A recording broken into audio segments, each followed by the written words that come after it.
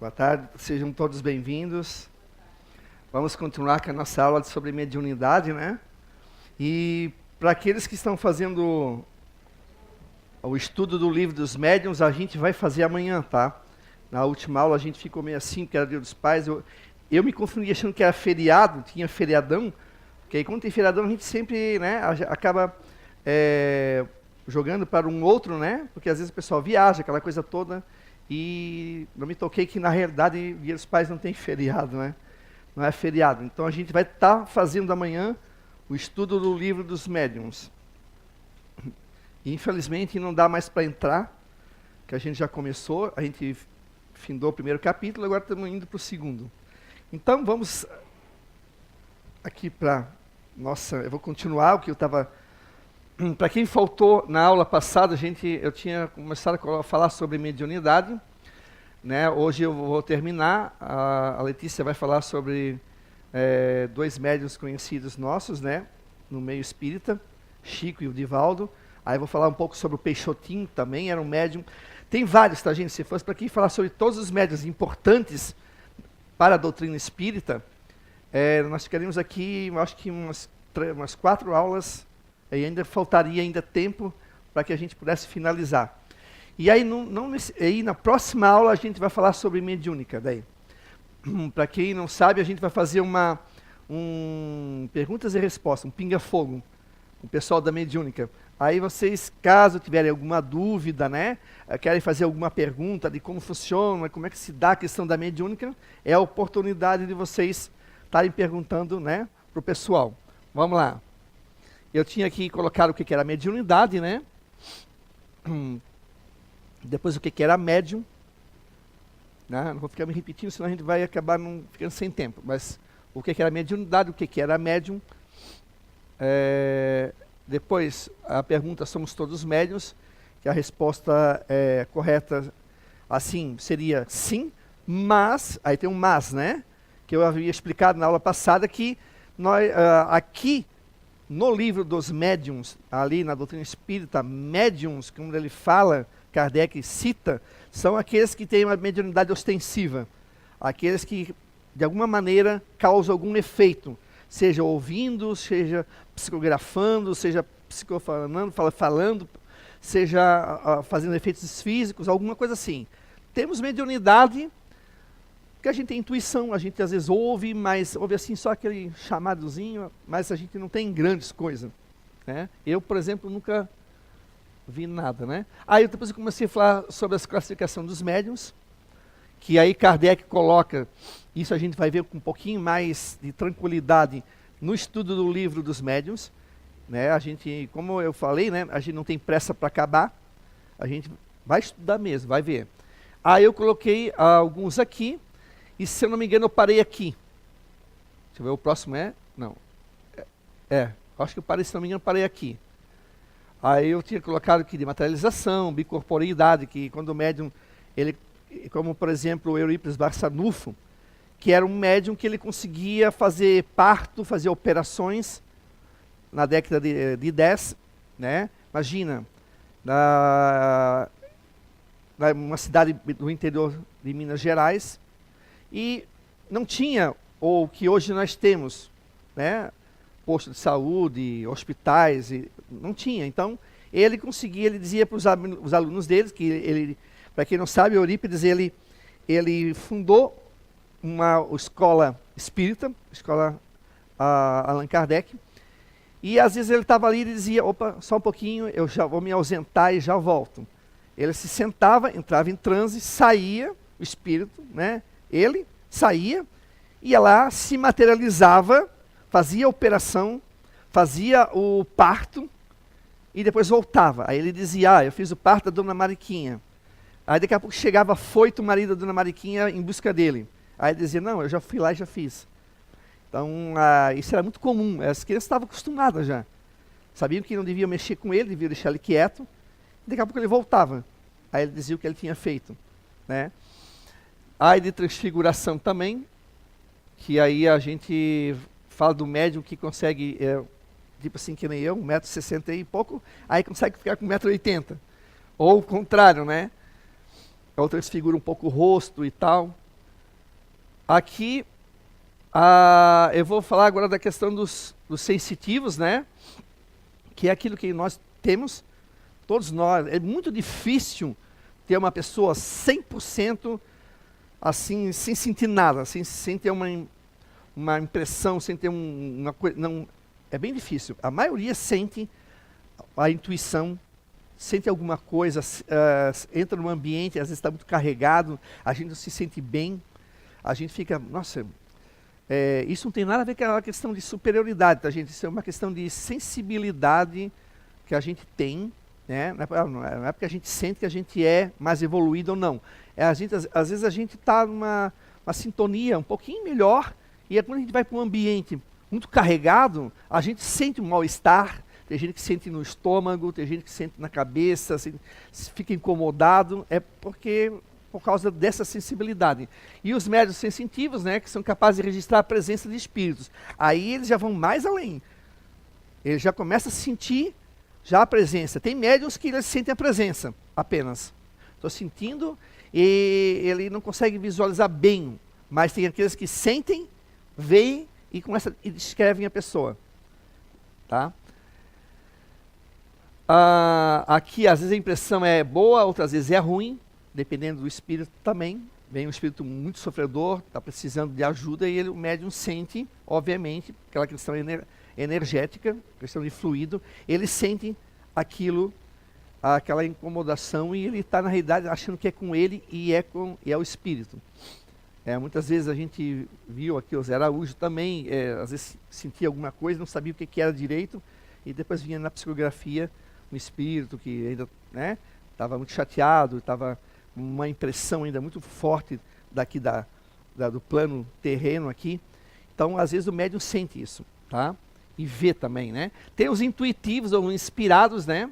Aqueles que recebem comunicações mentais estranhas às suas ideias. A gente também pode conseguir perceber. Às vezes, algumas vezes já me policiei e às vezes vem um pensamento que, opa, peraí, isso não é coisa minha. Aí tu percebe que tu tá já, parece sofrendo uma influência com ideias bobas, assim, às vezes coisa que, não tem por que estar pensando isso. E de vez em quando tu és assaltado com umas ideias, né? Mas esse tipo aqui de médium, deixa eu ver se eu consigo fazer a coisa aqui. Não. Esse tipo de médiuns aqui, eu consegui fazer a luzinha funcionar.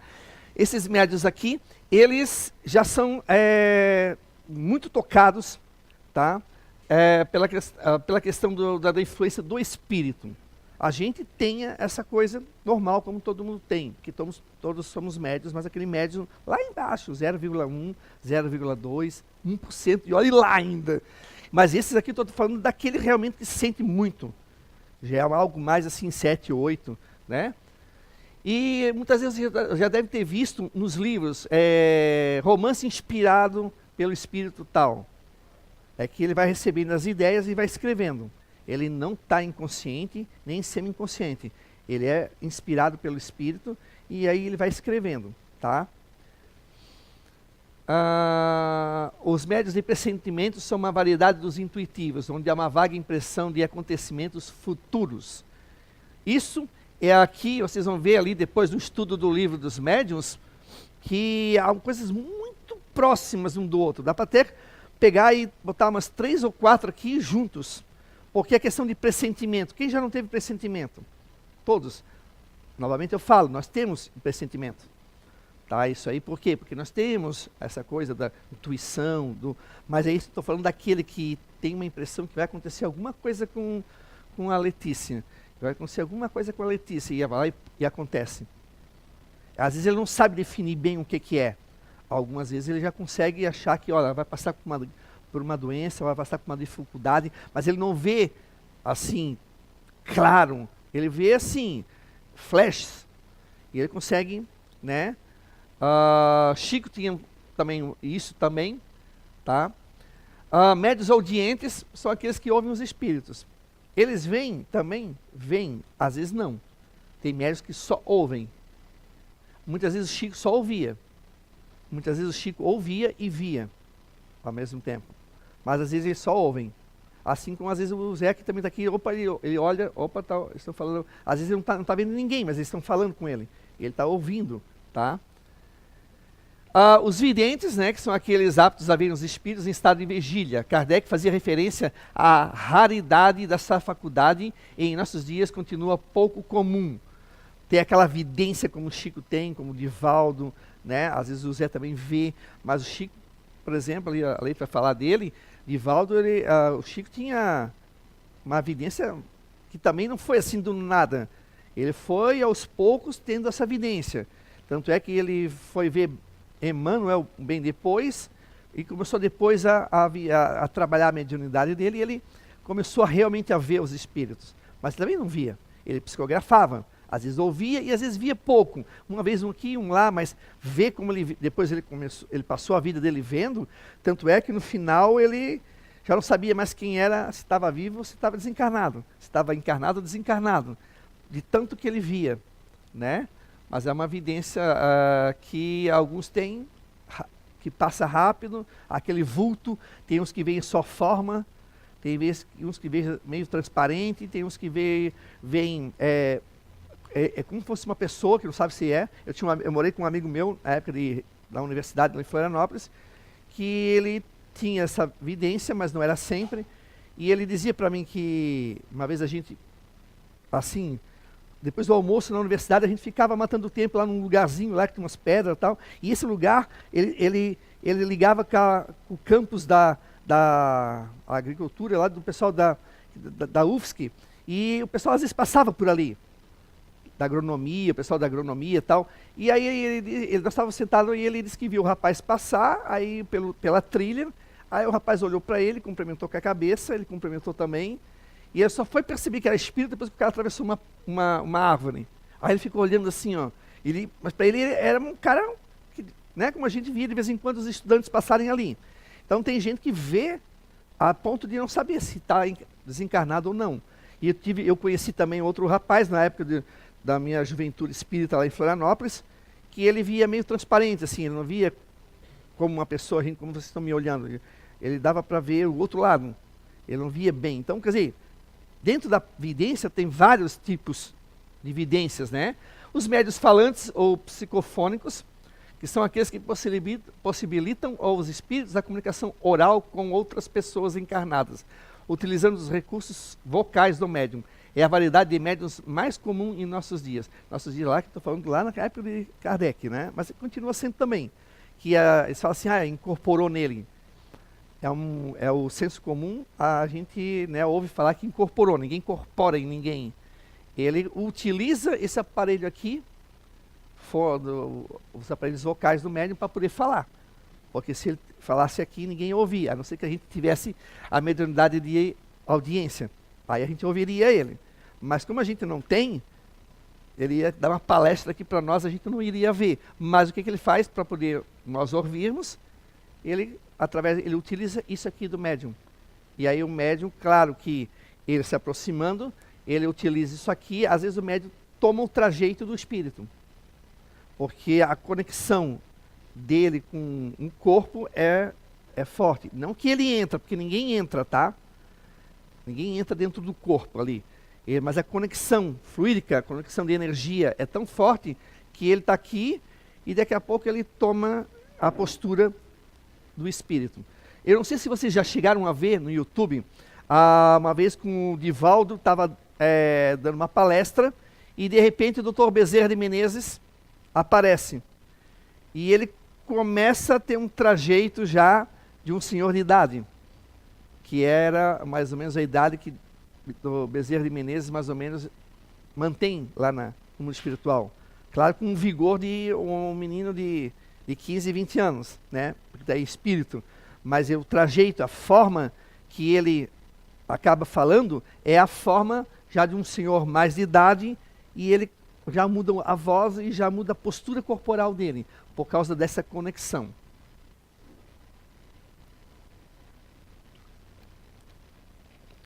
Vamos lá.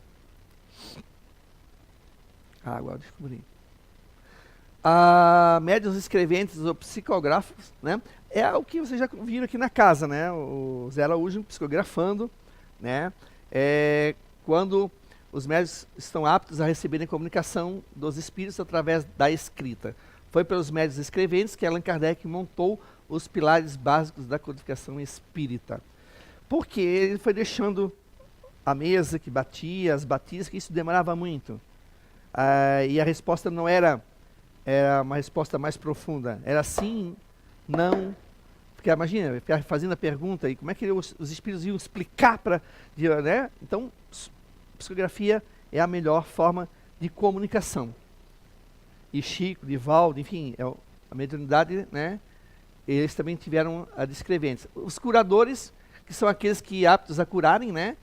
Que nós temos aí, espalhados aí pelo mundo. Alguns são médicos, alguns são enfermeiros, alguns são terapeutas, alguns não são, né? E que são médiums que têm um grande magnetismo que às vezes eles colocam a mão e acabam curando. Temos nas igrejas evangélicas, temos na católica, os santos, muitas vezes da igreja católica, foram esses que tinham mediunidade de cura e acabavam curando, né? Os sonambúlicos ou de desdobramento. Mais ou menos que aqui, o exemplo que eu citei do Eurípides, que ele se desdobrava, só com a diferença que, quando ele se desdobrava, que é sair do corpo dele, e ele ia para outro lugar, lá ele se materializava, né? Mas esses médiuns aqui, que geralmente estão na mediúnica, né? Que são os médiuns que muitas vezes vão para lugares ajudar as pessoas que estão precisando de ajuda. Às vezes estão em masmorra, estão em cavernas, estão em lugares assim de difícil acesso por causa das energias deletérias, as energias pesadas, e eles vão lá e resgatam esses espíritos, e que muitas vezes vêm em condições bem ruins, assim, sabe? Cansados, machucados, às vezes muito perturbados mentalmente, porque o lugar onde eles estavam era um lugar de umas energias muito pesadas. Aqui, segundo Kardec, esses médiuns vivem por antecipação à vida espiritual, pois são capazes de realizar inúmeras tarefas no mundo dos espíritos. Chico também fazia muito isso. Chico estava psicografando, mas Chico cansou de falar também histórias que ele saía e ia fazer outras coisas. E essas outras coisas era justamente ajudar outros espíritos no mundo espiritual, se encontrar com outros, e ele continuava fazendo isso e continuou até o final da sua vida terrena. Aqui eu já vou falar sobre a classificação dos fenômenos mediúnicos, que a gente tem aqui dois, né? O dos efeitos imateriais, físicos ou objetivos. São os que sensibilizam os nossos sentidos físicos, podendo se apresentarem de variada forma. Os fenômenos de efeitos inteligentes ou subjetivos já são aqueles que ocorrem na esfera subjetiva, não ferindo os 5 sentidos, senão a racionalidade e o intelecto. Né? Muitas vezes, quando vem a psicografia, que tem ali um ensinamento muito forte, e esses eu diria que seria mais na questão subjetiva, que é o aprendizado, que é o despertar a gente para a filosofia, do porquê estamos aqui, o que estamos fazendo, para onde vamos, o que deixamos de fazer, o que precisamos fazer. Os efeitos materiais físicos são aquelas batidas, os transportes, as materializações, né? Que é a coisa mais concreta. Né? Ele tem um porquê, mas esse aqui, os efeitos inteligentes, que a doutrina espírita hoje está aí com vários livros psicografados, que no caso nos vem para a nossa inteligência, para a gente se perguntar, né? Os efeitos físicos, eles têm o seu porquê, mas não é o pilar da doutrina espírita. A doutrina espírita ela tem a parte filosófica, que vem disso aqui, ó, tá? Muito forte. Isso que fez com que muitos homens e mulheres viessem para a doutrina espírita. Porque ver fenômenos e efeitos materiais, Cristo, né, Jesus fez isso de monte, e nem por isso teve gente que seguiu ele. Achou que ele era assim com o dedo cruz lá, com o demônio, lá, o diabo, Satanás, né, que a gente sabe que não existe. achavam que fazia parte, e não acreditaram. Fez curas e não acreditaram. Mas os efeitos inteligentes aqui, onde a gente fica pensando, a gente é ganho, às vezes, pela lógica. Porque às vezes a gente entende por que a gente passou por isso, ou por que a gente está passando, quais o objetivo da vida e da outra vida. Aqui eu vou falar sobre um pouquinho dos efeitos materiais, objetivos. A materialização, que são quando os médiuns conseguem fazer com que os espíritos se materializem. Quem tem um livro, Missionários da Luz, de o André Luiz, que é um espírito que veio através do Chico, ali no Missionários da Luz, vocês dão uma olhada nesse livro, na parte de materialização, ali ele conta como é que se dá por detrás dos bastidores, que a gente não vê, como é que se dá por detrás dos bastidores essa preparação para a materialização. E não é fácil, tá? Ele conta, inclusive, que veio uma das pessoas que tinha tomado antes e foi para lá.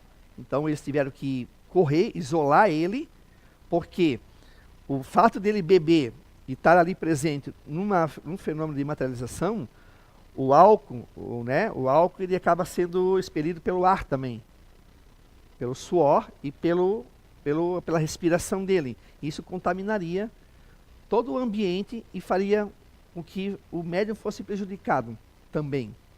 Porque o ectoplasma que sai do médium, que é um fluido que sai do médium, aquilo ali não pode ser tocado, não pode pegar uma luz branca, tem que ser um outro tipo de luz, tem que ficar mais na penumbra, porque aquilo ali, se for tocado ou pegar uma luz branca, ele pode interferir na saúde do médium e pode até levar a óbito. Teve alguns médiuns que quase morreram, porque teve um sujeito que achou que aquilo ali era uma mentira, abraçou o espírito sumiu, mas só o fato de ele ter tocado sem a permissão do espírito, quase fez com que o médium fosse a óbito. Então eu vou falar um pouco sobre Peixotinho, nessa parte aí que ele falou. A transfiguração, que eu já falei, né, que são os traços fisionômicos do médium. O espírito utiliza fluidos do mundo espiritual e os expelidos pelo próprio médium e os manipula, envolvendo o rosto do médium em uma capa fluídica sobre a qual modela sua fisionomia. Eu já vi uma vez o Zé, mas fica assim pequenininho, e no meu lado assim, ficou bem pequenininho, e foi uma questão de transfiguração. E aí a voz mudou totalmente, e isso é comum, assim, não é comum, mas assim, é possível acontecer e acontece muitas vezes. Tanto é que se vocês olharem no YouTube, ali o caso do Divaldo, dê uma olhadinha. Bota ali a palestra do Divaldo, onde Dr. Bezerra deu a mensagem dele.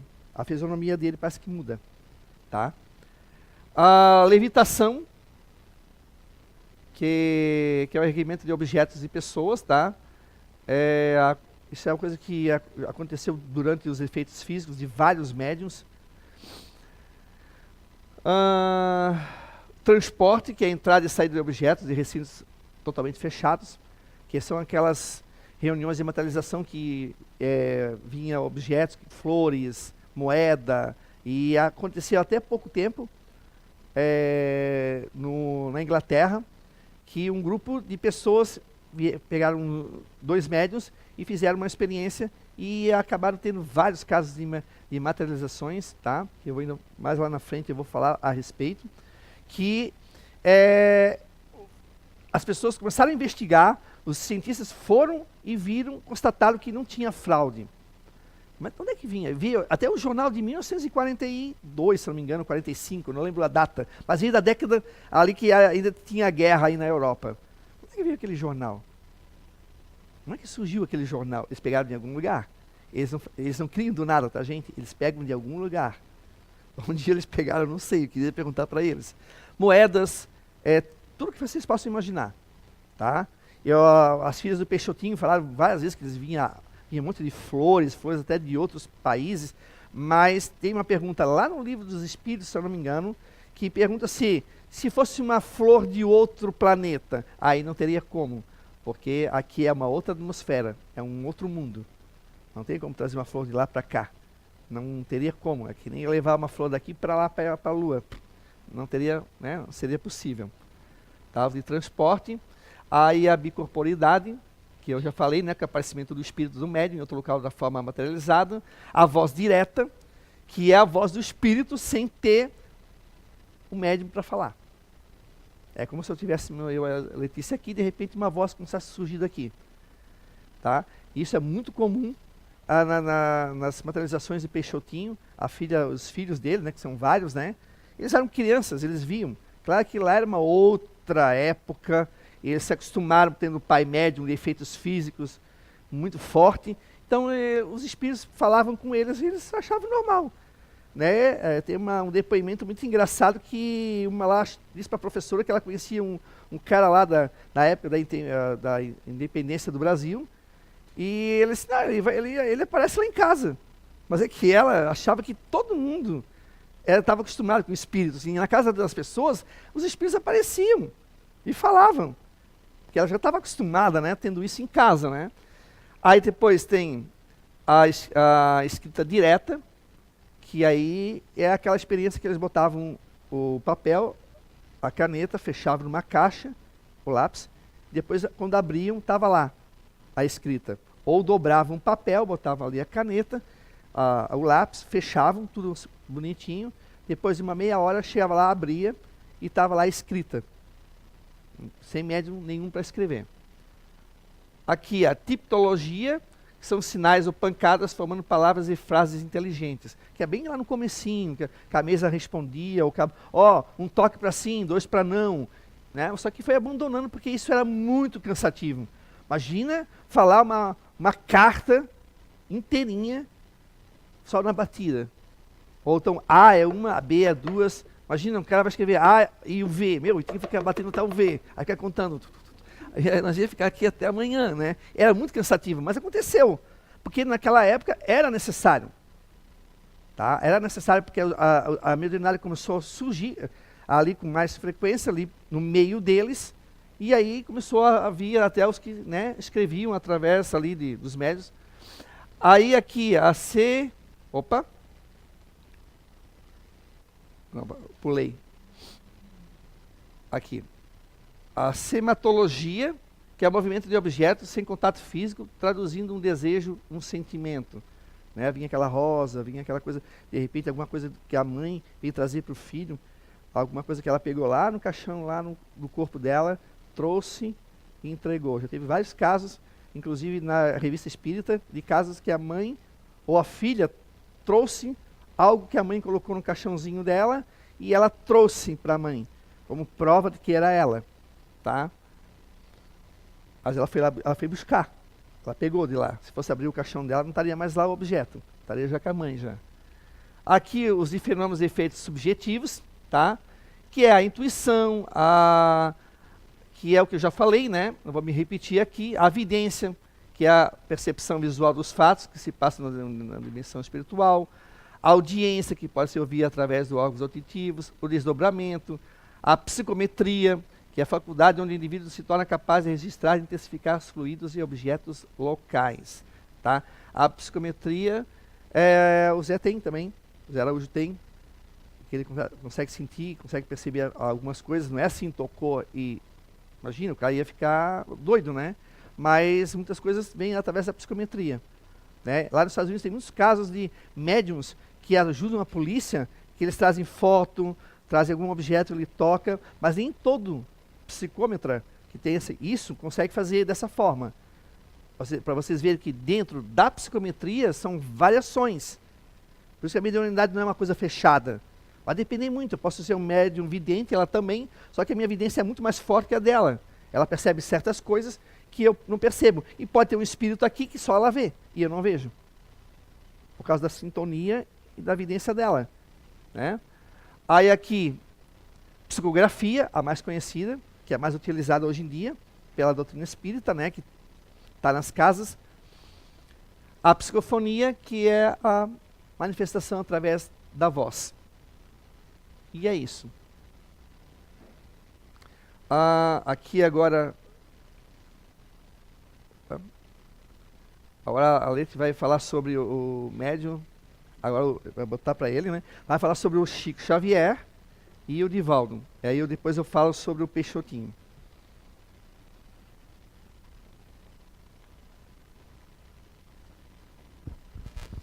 Então, boa tarde a todos. Tá indo, né?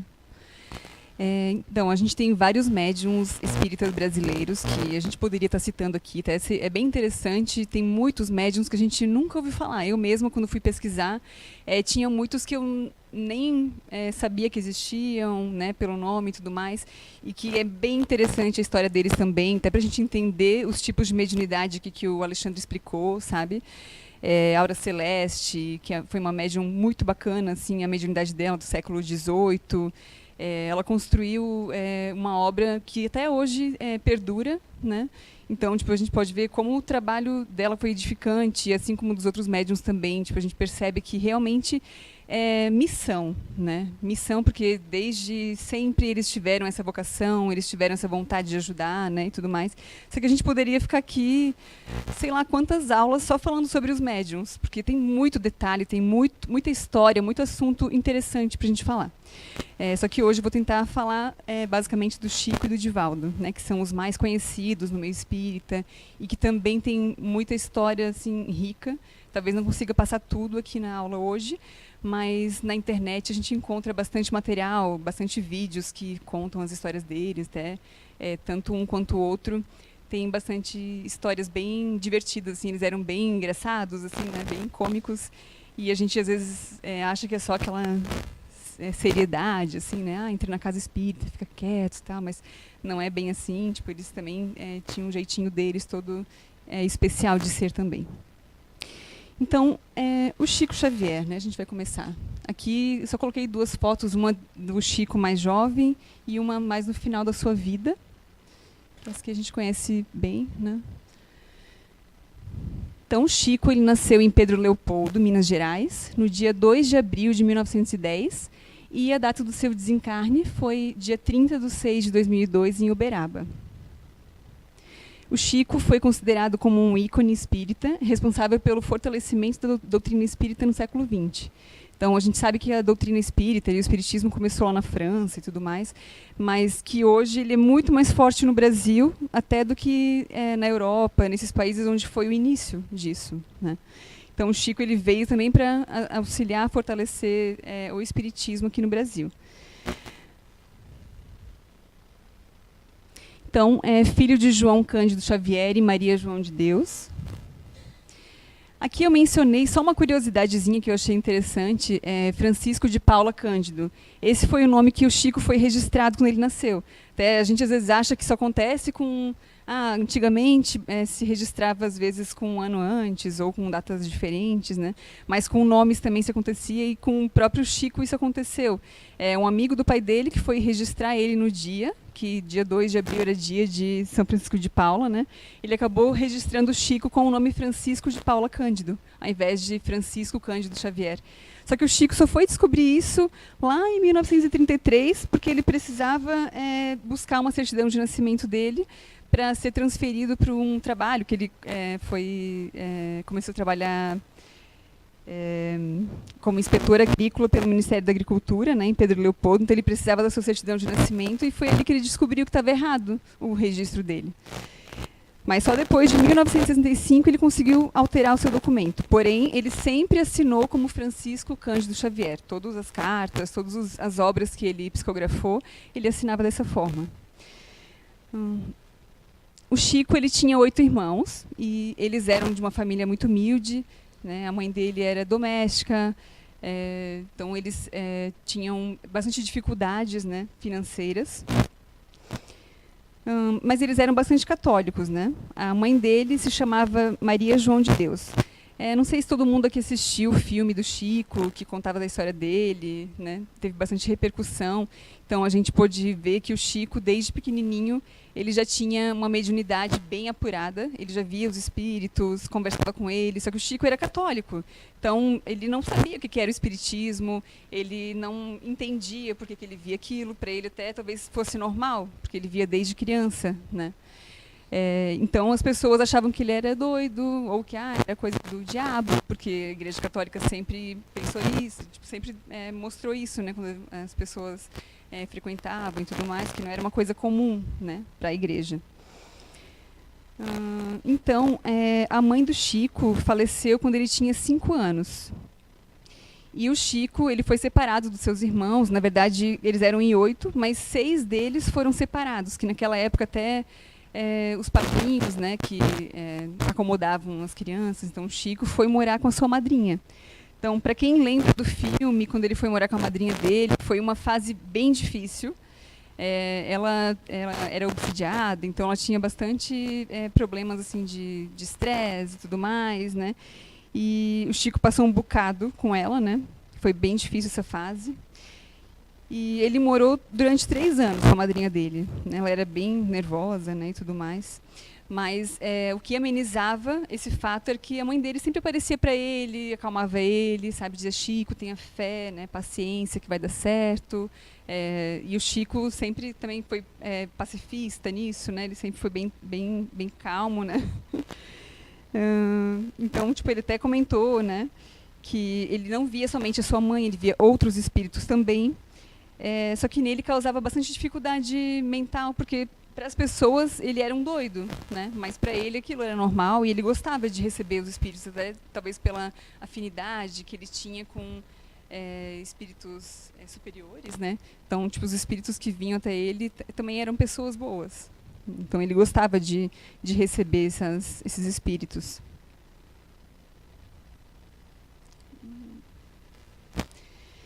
Então, quando o pai dele se casou de novo, a sua madrasta, Cidália Batista, acho que até coloquei aqui. A sua madrasta, Cidália Batista, reuniu novamente a família Xavier. Então, todos os irmãos que estavam separados voltaram a viver juntos na mesma casa. E eles puderam viver muito bem, apesar de sempre ter necessidades, né, dificuldades financeiras. Ela era bastante acolhedora, né, bastante carinhosa com os filhos também.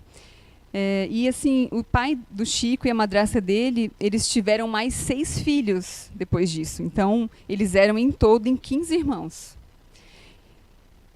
Eles não tinham televisão, eram bastante humildes, né? Mas mesmo assim eles viveram felizes nessa fase, né? Então, na escola, o Chico sempre se destacou, apesar de que ele só pôde estudar até a 4ª série, né? Porque eles tinham essas dificuldades, ele teve que começar a trabalhar logo cedo. Mas ele se destacava porque ele era autodidata e também porque tinha influência dos espíritos. Então, muitos trabalhinhos de escola, redações que o Chico precisava fazer, ele recebia auxílio da espiritualidade. Ele tentava falar assim: foi um espírito que me ajudou, que me falou, mas ninguém acreditava. Tanto que até teve uma ocasião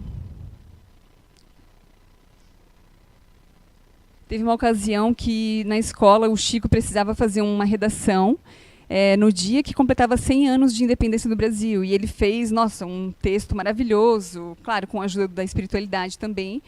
E a professora não quis acreditar que foi um espírito que ajudou ele, né? Então ela provou de tudo quanto é forma que quem escreveu aquilo foi o Chico. E o Chico, inclusive, até ganhou uma menção honrosa por conta disso. Ele ficou triste, porque ele sabia que não era ele que tinha escrito tudo aquilo, não era, né, tudo dele. Mas ele passou a seguir os ensinamentos que a mãe dele passava para ele, que era de Chico: ouve mais espiritualidade, cala-te mais, né, tenha paciência. Então, ele não discutia mais sobre isso. O Chico, então, ele frequentou a escola apenas por 4 anos, tendo apenas a formação primária, né, mas como ele era autodidata, ele continuava lendo, continuava estudando, se aprimorando. Mas até aí ele ainda era católico, né, não conhecia o espiritismo. Então, como a família deles era muito pobre, né, e eles precisavam trabalhar desde cedo, Chico já trabalhava desde os 8 anos, vendendo verduras que eles próprios plantavam em casa.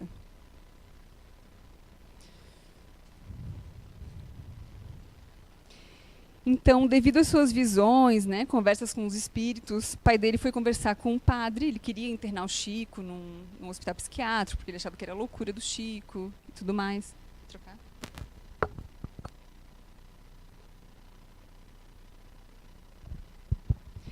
Então, o pai dele queria internar o Chico, né, porque ele não entendia essas visões e essas falas que ele conversava com os espíritos. Mas o padre local, ele aconselhou: não, põe o Chico para trabalhar fora, porque o Chico trabalhava em casa, né, vendendo as verduras e tudo mais. Então, ele falou: faz ele trabalhar fora, porque ele vai parar de ler esses livros, essas leituras inadequadas, né, para ele, que eles achavam que era inadequado. E o Chico foi trabalhar fora. né? Então, o Chico ele trabalhou como vendedor, tecelão e datilógrafo. E próximo de completar 18 anos, o Chico se tornou espírita. Então, como que ele descobriu, né? Como que ele começou a estudar o espiritismo? A irmã dele passou por uma crise de obsessão e um casal, amigo da família, foi até eles para ajudar e tudo mais, né? Em 1927, o Chico tinha 17 anos. Então, a partir daí, a irmã dele foi curada, né, com a parte da doutrinação espiritual e tudo mais. E o Chico ele quis entender um pouquinho mais sobre isso, conversou com a família, né, e comentou as visões que ele tinha, o que ele sentia.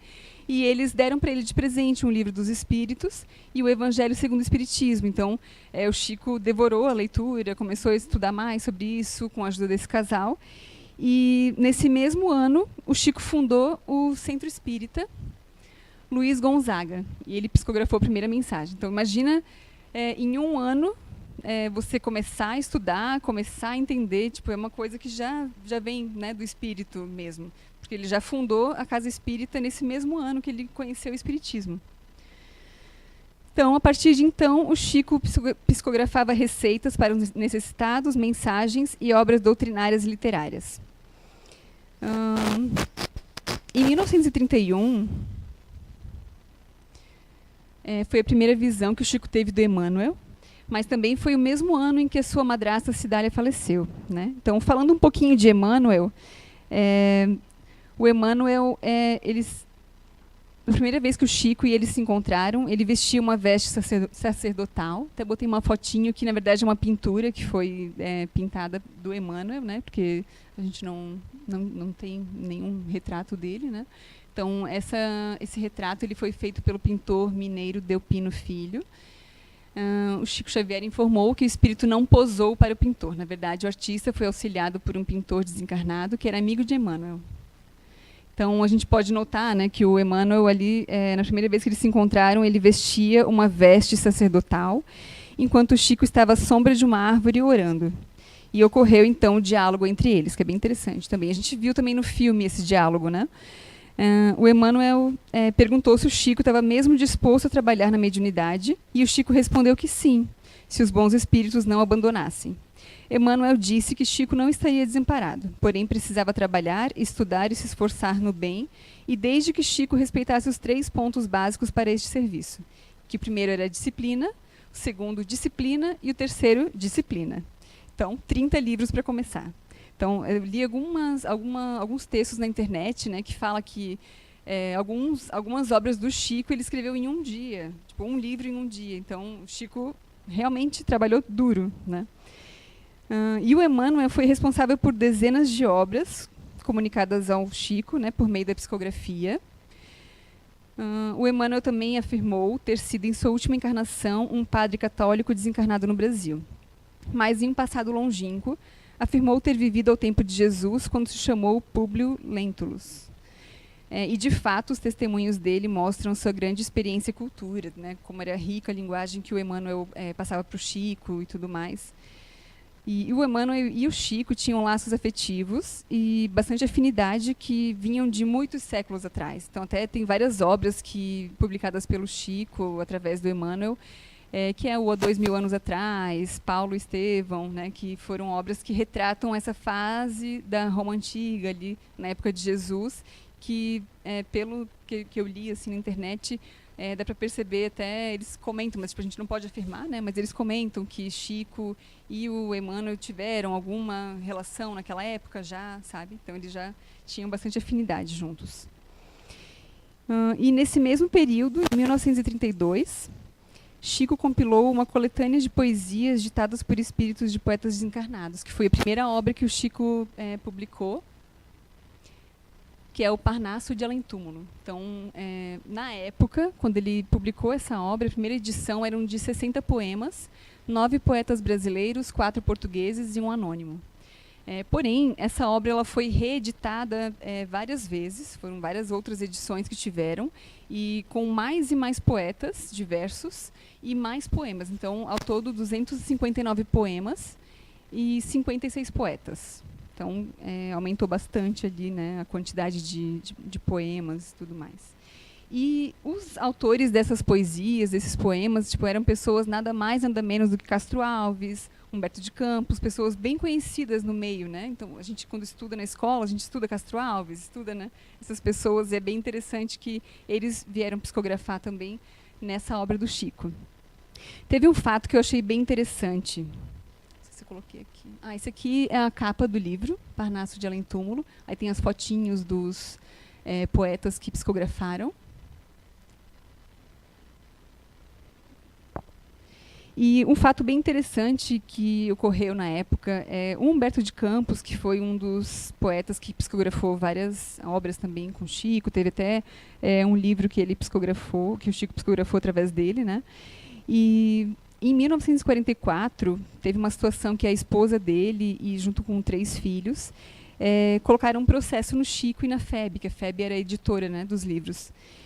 No sentido de que, se o meu marido publicou um livro, então é direito meu de receber, né, a autoria. Eu devo receber os direitos autorais, eu devo receber o valor dos livros que venderem, que estão no nome do Humberto de Campos. Então, ela foi a juiz, processou, né, o Chico e a FEB, mas a decisão foi de não aceita. Ela recorreu mesmo assim, mas novamente não foi aceito pelo juiz. Então, devido a isso, Humberto de Campos ele passou a assinar como Irmão X, que era o pseudônimo que ele utilizava, até para não causar mais nenhum tipo de problema para o Chico, né, nem para a FEB. Então, ele queria continuar psicografando, passando para o Chico as psicografias, né, e passou a assinar como Irmão X.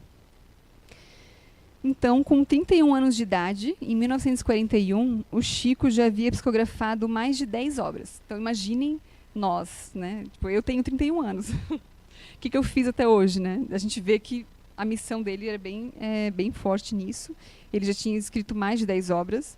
Então, ao todo, o Chico publicou 412 obras. Então, todas essas obras ele registrou em cartório, com todos os direitos autorais para instituições beneficentes. E foram mais de 10 mil cartas psicografadas. Então, coloquei só algumas obras do Chico, que são as mais importantes, até coloquei em ordem cronológica aqui, mas tem muito mais obras ali pela frente, que são bem importantes, né, interessantes para a gente conhecer, porque todas as obras dele, cada uma tem um cunho diferente. O Chico psicografou tanto obras de cunho científico, obras de cunho espírita, obras, poesias para crianças, para jovens, científicos. Então, tem de tudo um pouco, músicas, né? O Chico ele era bem rico, assim, bem extensiva a mediunidade dele também, né? Então, aí eu coloquei na ordem cronológica ali Parnaso de Além Túmulo, em 1932, que foi a primeira. Aí Crônicas de Além Túmulo, Emmanuel, que é um livro só falando sobre Emmanuel. O Brasil, Coração do Mundo, Pátria do Evangelho, que foi o livro que o Irmão X, né, Humberto de Campos, que passou para o Chico através da psicografia. Estava até lendo um pouquinho hoje, assim, eu achei bem interessante, porque fala bastante da história do Brasil, desde quando o Brasil foi descoberto, em 1500. Ele traz um pouco da história, mas também um pouco no lado espiritual, né, do plano espiritual, que a gente não conhece. Então, para quem gosta de história, que quer entender um pouquinho mais também, até sobre o Brasil, né, que hoje a gente sabe que é, né, o coração do mundo, Pátria do Evangelho, na parte espírita, que a gente tem muitas casas espíritas, muito material espírita, muitos médiums também desse porte. E alguns outros livros também, O Nosso Lar, que foi um das principais obras do Chico, em 1944. Então, em 2012 ou 2000, eu estava lendo que atingiu mais de 2 milhões de exemplares. Então, é bastante coisa. Acho que todo mundo assistiu, né, o filme do Nosso Lar. Até esse livro, esse filme, ele foi utilizado na inspiração para a novela Viagem, quem assistiu da Rede Globo, que retrata um pouquinho da rotina lá no plano espiritual, né, na colônia espiritual chamada Nosso Lar. Esse foi através do espírito do Dr. André Luiz, né, o médico, que ele conta sobre as descobertas no plano espiritual, desde o seu desencarne, e como é que é a vida lá no plano espiritual. Também teve o filme e o livro As Mães de Chico, que retrata as cartas que o Chico psicografava para as mães, para as famílias que vinham receber algum consolo, né, sobre os seus filhos. E Deixa eu ver o que tem mais. Aqui vou falar um pouquinho sobre o Pinga Fogo, que foi um programa de TV, na época de 1955, se eu não me engano, da TV Tupi, do Canal 4 de São Paulo, que hoje não existe mais. E no ano de 1971, em julho, o Chico foi convidado para participar do programa ao vivo, né, que não era muito comum na época. Então, tinha desde uma plateia assistindo ele, quanto também o pessoal que assistia pela televisão. E o Chico ele participou. Normalmente o programa demorava em torno de 1 hora, mais ou menos. Só que nessa primeira vez que o Chico foi, em julho, levou mais de 3 horas o programa. Então, foi um dos programas de maior audiência assim, da televisão, né, da história da televisão. Foi transmitido em rede nacional. Alcançou a maior audiência já registrada na TV brasileira, com 75% das TVs ligadas no programa. E devido a essa repercussão, eles convidaram novamente o Chico em dezembro, que foi dia 21 de dezembro, por causa do Natal e tudo mais. Eles convidaram de novo o Chico para fazer novamente isso. E em dezembro, durou mais de 4 horas o programa. E o Chico respondeu as perguntas ao vivo, né, de jornalistas dos mais conceituados da época. Saulo Gomes, que vai estar aqui no Fore Blue, né, inclusive, dentre outros repórteres também, Herculano Pires, escritores católicos, pastores também, e o cientista espírita Hernani Guimarães de Andrade, entre outros também que estavam lá fazendo perguntas e o Chico respondendo a queima-roupa. Claro que sempre com o auxílio do amigo dele, o Emmanuel, né, que era o seu guia espiritual. Só voltando um pouquinho no Pinga Fogo, alguns temas que foram abordados, né, até para a época era bem, como é que posso dizer, polêmico, porque não se falava muito disso, né, mas eles falaram sobre espiritismo, mediunidade, caridade, sexo, pena de morte, aborto, a chegada do homem à lua, transplante de órgãos, que é bem interessante também que o Chico já falava ali sobre os órgãos de plástico, né, que ele dizia que seria muito bom se a ciência descobrisse e passasse a utilizar isso lá para frente. E a gente já tem registros de que foi pessoas que receberam um coração de plástico, né? Até outros órgãos também. Bebê de proveta, homossexualidade, cremação e etc. O Chico ele também fundou mais outros 2 centros espíritas que continuam em atividade realizando assistência de caridade. E aqui só coloquei algumas honrarias, né, que o Chico recebeu durante a sua vida. Então, ele teve 75 anos de mandato mediúnico, recebeu a Comenda de Paz Chico Xavier por decreto estadual, Comenda Chico Xavier pela Prefeitura Municipal de Pedro Leopoldo, o Mineiro do Século pela Telemar e Rede Globo de Minas, uma das 8 mais importantes figuras mundiais pelos auditores, faltou um Rzinho ali, auditores independentes da Receita Federal Brasileira, o maior brasileiro da história, na revista Época 2006, e o maior brasileiro de todos os tempos em um concurso da SBT e da BBC em 2012. O Chico faleceu, então, no dia 30/6 de 2002, e ele sempre falava que ele queria morrer num dia que os brasileiros estivessem muito felizes, que não ficassem tristes com sua partida, né? E foi bem no dia que Brasil e Alemanha disputaram a Copa. Então, o pessoal estava bem feliz. O Chico até, inclusive, assistiu o jogo e faleceu posteriormente, que ele já vinha adoecido e tudo mais, né? Foi uma parada cardiorrespiratória. O Chico foi sepultado com honras militares debaixo de uma chuva de pétalas de rosas. Então, merecido, né? Até teve um fato interessante que eu estava lendo, que a fila era de 4 quilômetros assim, de pessoas querendo ver o Chico, e apesar de ficarem tanto tempo esperando, acho que era em torno de cada porção de gente que entrava, ficava tipo, em torno de 20 minutinhos, já saía, sabe? Então as pessoas mesmo assim estavam tranquilas e ali em silêncio, né, em respeito ao Chico, porque ele era muito querido, foi muito bom para todos, né? E agora eu vou falar um pouquinho do Divaldo, vou tentar ser mais breve possível. O Divaldo nasceu em 5 de maio de 1927, em Feira de Santana, na Bahia. Então, a mediunidade do Divaldo ela veio desde a infância. Então, com 4 anos, o Divaldo já começou a ver os espíritos, conversar com eles.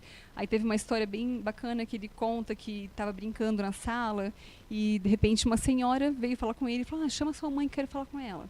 Ele foi lá, chamou a mãe dele, que estava na cozinha, ela foi falar com ela. Ela olhou, mas não tem ninguém aqui, né? Até brigou com ele, poxa, porque você me chamou, tem tanta coisa para fazer, voltou para a cozinha. Daí ela falou de novo, não, chame a sua mãe, que eu quero falar com ela, né? Ele chamou novamente e falou para ela, né? Que ela falou, como é que ela falou? Maria, eu sou a Maria Senhorinha, por favor, chame a sua mãe. Então o Divaldo gritou, chamou a mãe dele de novo, dizendo, Maria Senhorinha quer falar com a mãe. E ela veio e brigou assim, puxou a orelha dele, não brinque assim, sua avó já é desencarnada, não fale isso, e não sei o que. Ele falou, não, mas ela está aqui, né? E a mãe dele levou ele até a casa de uma tia deles e falou, o que aconteceu? Ele está me falando que a nossa mãe está aqui. E ela falou, e como é que ela está? Ele falou, ela está vestindo um vestido branco, com uma medalhinha, um cinto. E ela falou que foi justamente a roupa que ela estava no caixão, no dia do velório. Então elas puderam perceber que realmente era... Ele estava falando a verdade, né? Que era a avó dele que estava ali, porque o Chico não chegou a conhecer, porque quando ele nasceu, os avós dele já eram desencarnados. Então, também teve outra situação que aconteceu com o Divaldo, que o irmão mais velho dele faleceu quando ele era criança, e o Divaldo ele passou a perder o movimento das pernas, porque o irmão dele estava obsidiando, no caso, né? Não sei se Alexandre me corrija se estiver.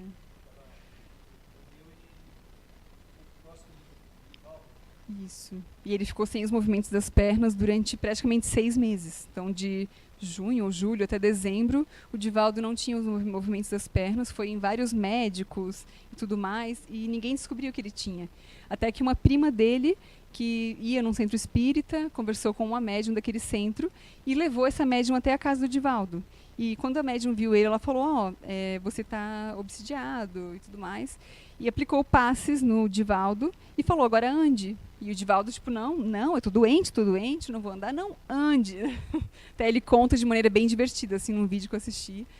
E ele falou que a mãe dele falou, ande, Divaldo. Ele foi andar e conseguiu andar, sabe? Então ela falou, você é médium, você tem mediunidade, vamos comigo para uma casa espírita, participar de uma sessão de uma doutrinação, né, espírita.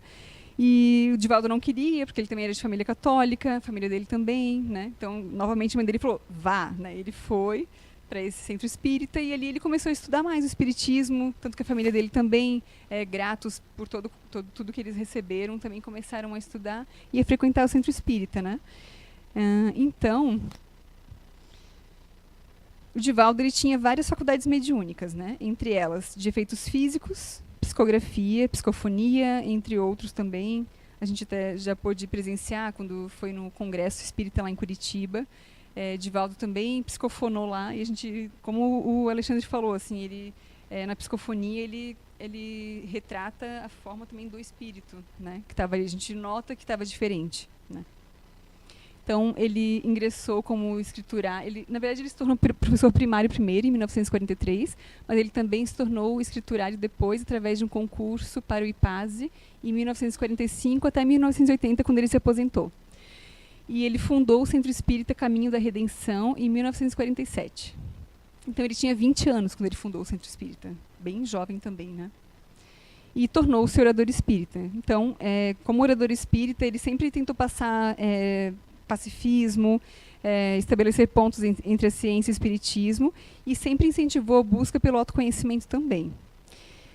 Ele escreveu também diversas mensagens psicografadas sobre orientação de benfeitores espirituais, até que um dia ele recebeu uma recomendação da espiritualidade para que ele queimasse tudo que ele tinha escrito até aí, porque foi só um treino. Sabe? Então, imaginem, se fosse a gente, às vezes, um melindrezinho já, não quero mais então. Mas não, ele queimou e continuou psicografando e tudo mais, até que a Joana de Ângeles, que durante muito tempo ela sempre se apresentava como um espírito amigo, ela veio para ele e revelou que ela era orientadora espiritual dele, escrevendo inúmeras mensagens e tudo mais, inclusive até o primeiro livro que o Divaldo publicou era Mestre de Amor, que foi em 1964, pela Joana de Ângeles. Então, ele reuniu várias mensagens psicografadas através dela e fez esse livro. Atualmente, o Divaldo tem mais de 200 obras psicografadas.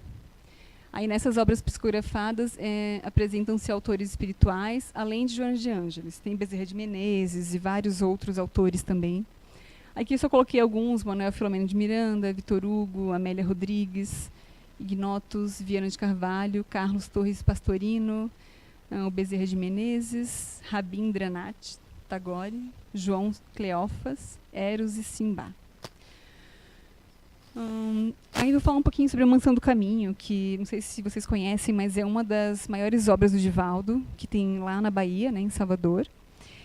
O Divaldo ele recebeu uma inspiração da espiritualidade para construir a Mansão do Caminho. Então ele estava viajando de trem, quando ele viu, olhando pela janela, um lugar muito bonito, com várias construções, crianças, jovens, adultos correndo por lá.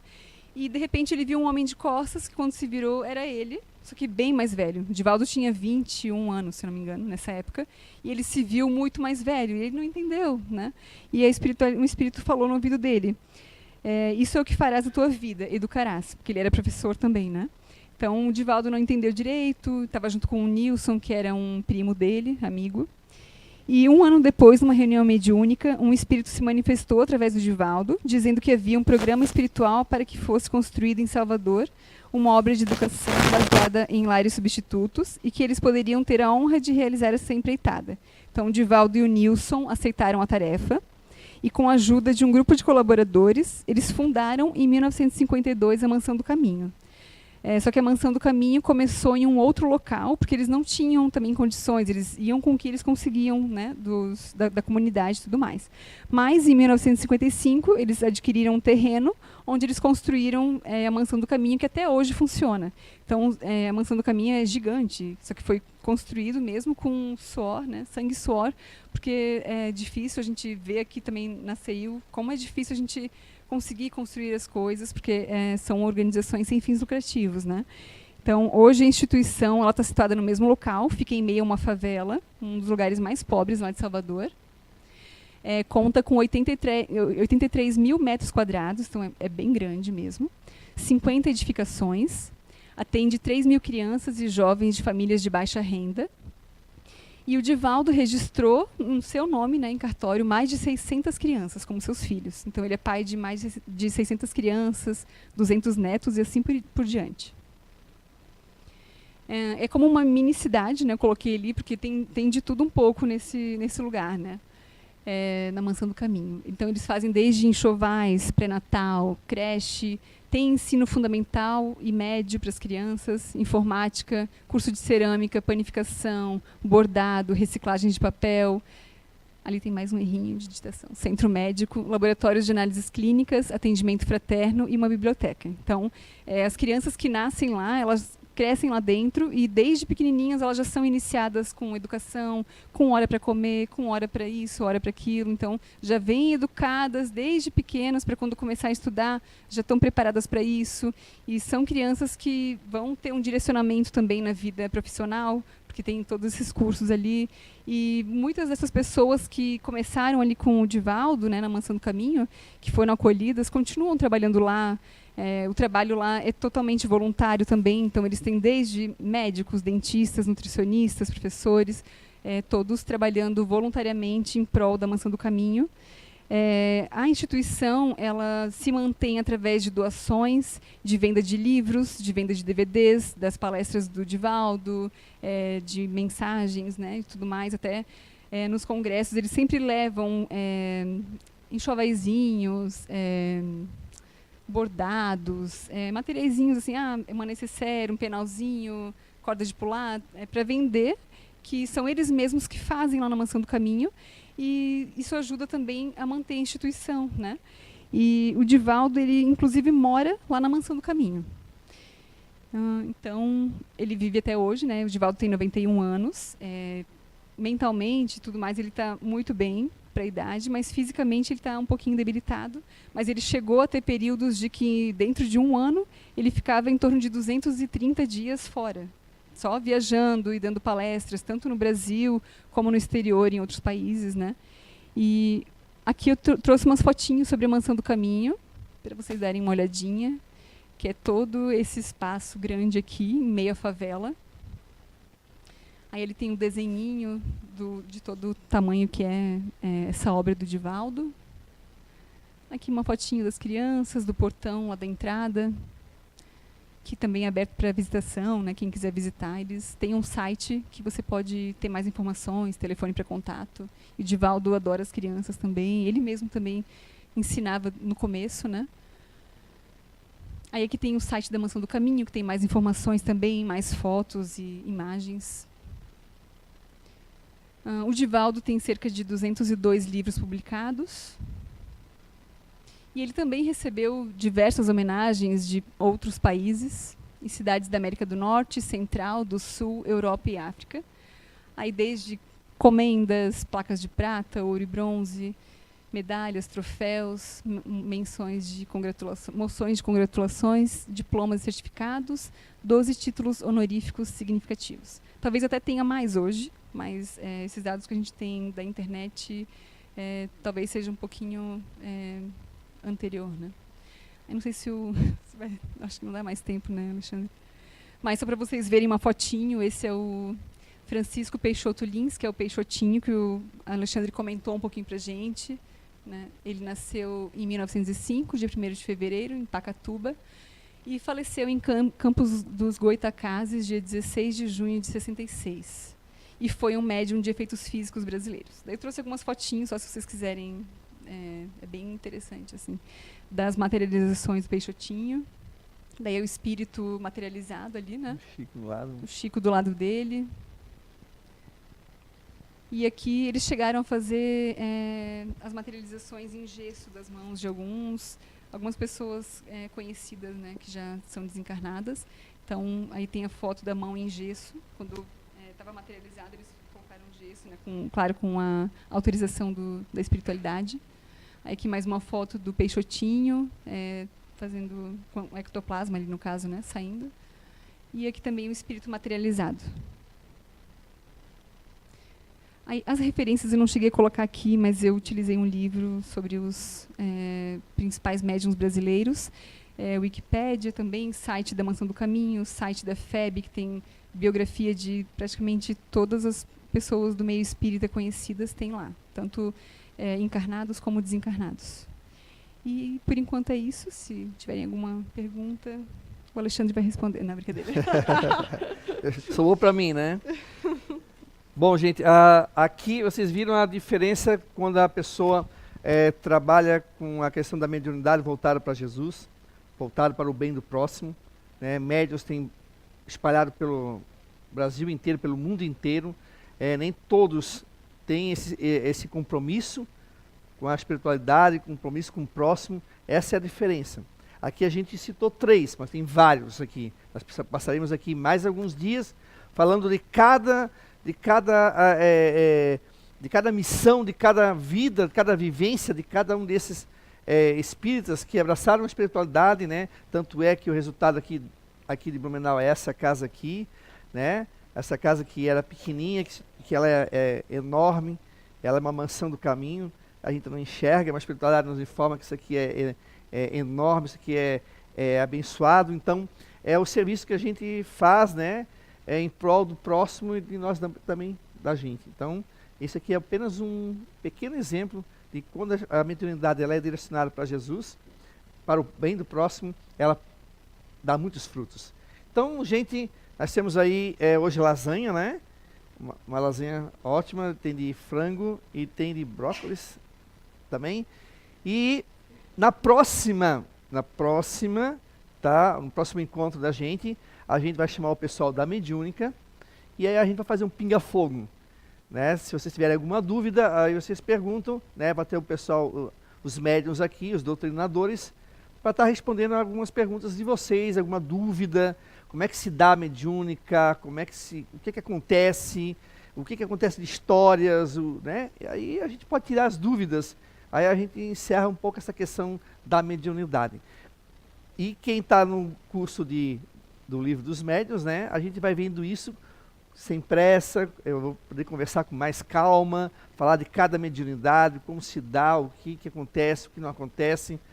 Não é um curso para médiuns, era um curso de estudo do Livro dos Médiuns. Ninguém vai se tornar médium aí nesse curso. Tá ok, gente? Então, muito obrigado pela presença de vocês e até depois às 4h30. Eu sempre com 4h30, 5h30. Ô, Alexandre, né? Valeu, obrigado.